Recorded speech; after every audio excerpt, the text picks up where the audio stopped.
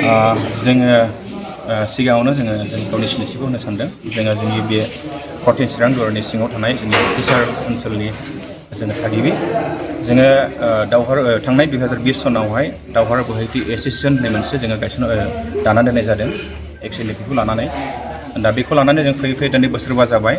दा बोसोरबानि उनावहाय जोङो दिनै बेहाय जथुमनायनि मेन उद्देश्यआनो जाहैबाय फैबाय थानाय जोंनि बिसायख'थि कम्पासारनि जेनाखि पिपल पार्टिनि दोलोनि जेनाखि कम्पासार बिथांखौ दिनै जोङो दावहार बोहैथि एसोसिएशननि जानानैहाय जों बिथांखौ सापर्ट होनानै ओंखारबोदों।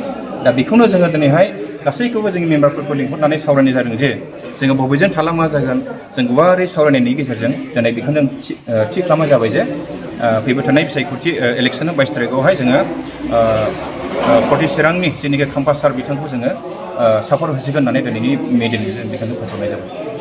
नोंथांमोननिसिम जों दिनैहाय बेहाय जथुमनायनि उद्देश्यआनो बेनो जोंनाव दावहारु बोहैथि एसोसिएशननि जोंना प्रेसिडेन्ट बिथां दं, लोगोसे जेनेरेल सेक्रेटारि दं आरो आंबो सासे बिनिनो एक्टिभ वार्कार हिसाबै आंबो फंनैसो फोरमायनो लुबैदों।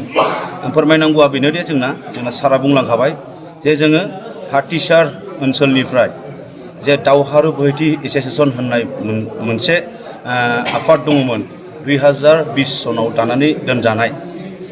दिनै जोङो नैबे 2025नि जे जानो थांगासिनो दं सेप्तेम्बरनि 22 तारिखआव बेवहाय जोंनि बिटिसि इलेक्सन बेखौ जोङो थोंजोङै सोरखौ मदद होगोन होननानै जोङो सानदों बेखौ जों फोरमायथिनो नागिरदों। दानि रुलिं सरकार जे प्रमद बर' दैदेननाय UPPL सरकारनि 14 नं कन्स्टिटुवेन्सिनि बिजाथि कम्पासारखौ जोङो थोंजोङै दावहारु बोहैथि एसोसिएशननि जानानै मदद होनो ओंखारबोदों। जों बेखौनो उद्देश्य लानानै जों दिनै बे दादगारि बाजाराव जोङो मिटिं लानाय जादोंमोन।